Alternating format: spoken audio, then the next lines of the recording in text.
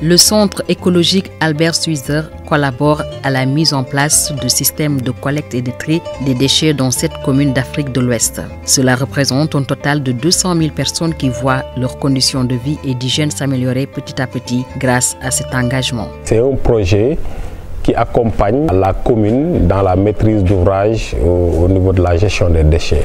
Ça consiste à mettre en place un système, un dispositif de pré-collecte, de collecte, de tri, de valorisation et de mise en décharge des rebuts de tri. C'est né d'une volonté d'association de femmes qui étaient au niveau de la localité et qui étaient préoccupées par l'état d'insalubrité de leur localité. ci bi muy door boobu dañu nekkoon ci jamono communauté rurale nit ñi nag njaboot yi nga xamante ne ñoo dëkk naan muy mbootaay ak yooyu demoon ba soxlal lu mel ni lu ñuy tàggatee mbalit. Au Sénégal, la commune rurale de Ndande est le partenaire principal du projet de gestion des déchets du CAS. Grâce au CAS et ses partenaires, la commune est passée à un taux de collecte qui avoisine aujourd'hui les 80% alors qu'il était nul en 2013. Au début, comme dans la plupart des villes sénégalaises, surtout les communes rurales, il n'y avait pas de système de gestion des déchets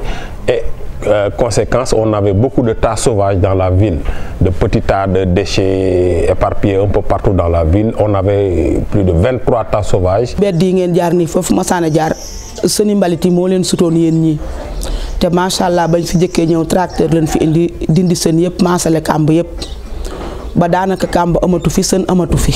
amoon nañuy jafe-jafe mbalit parce que tey jii boo demee tey projet bi ñëw fii dañu demoon au début nit ñi demoon ba remarqué ni dañu ay tas sauvage yi ak yenn yi sonal na leen ba dem ci ba école yi nga xamante ne xale yi fi la ñuy jàngee waaye tey jii projet bi bu mu ñëwee fexe nañ ba.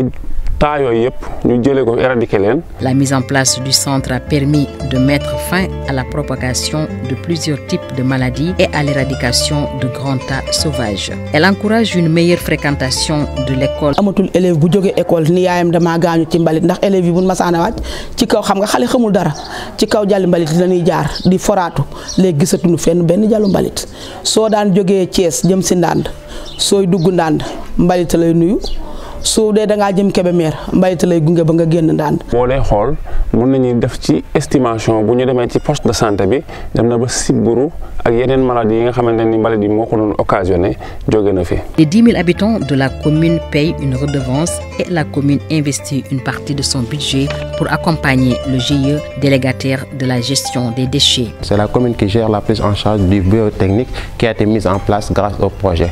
Et la commune aussi accorde une subvention donc annuelle au GIE à qui la commune a délégué. Parce que la commune a choisi la gestion déléguée au lieu de gérer directement, elle l'a délégué à un GIE qui va bénéficier des retombées du projet. Maintenant, la commune aussi l'accompagne à travers une subvention annuelle qu'elle lui donne pour lui permettre un peu de pouvoir gérer ses activités. Les impacts positifs de cette nouvelle démarche suscitent la joie des populations. 16 personnes, dont la moitié des femmes, ont trouvé un emploi direct dans le centre de tri. En plus de pouvoir entretenir leur famille avec ces revenus, elles en profitent pour développer d'autres activités. Pour assurer une durabilité, on a dit que pourquoi pas ajouter aussi des AGR, des activités génératrices de revenus.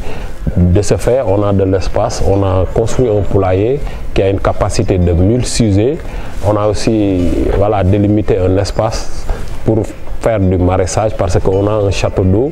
Donc voilà, ça va permettre aux travailleuses ici d'avoir des revenus supplémentaires qui permettra de soutenir le système de gestion des déchets. Ñi nga xamante ne si ñoo ci bénéficié wu mooy tey jii ñi nga xamante ne si ñoo ngi liggéey fii nekk trieuses yi ak charretiers yi ak ñun ñi nga xamante ne si ñoo yor GIE bi tey ñu ngi ci gis ay njëriñ parce que lu demee ni tey jii wàllum GIE bi ñun dem nañ ba am ci ay formation yu bëri yu mel ni ay formation en germe gérer mieux votre entreprise moo loolu yëpp def nañ ko def nañ formation informatique ak formation leadership yooyu yëpp dañu ci tàggat ba tey jii lu ñu bëgg a liggéeyal suñu bopp mën nañ ko def ba tey jii dañuy dem sax di génn dem ci ay gox di def lu mel ne ay caractérisation ci wàllu mbalit. man li ma sonne woon sama biiru kër man bi ma duggee si projet bi ba nega ni sonnetuma noonu ñu ngi may jàppale ñu ngi may dimbali sama wàllu njaboot ñu ngi may dimbali sama wàllu biir kër.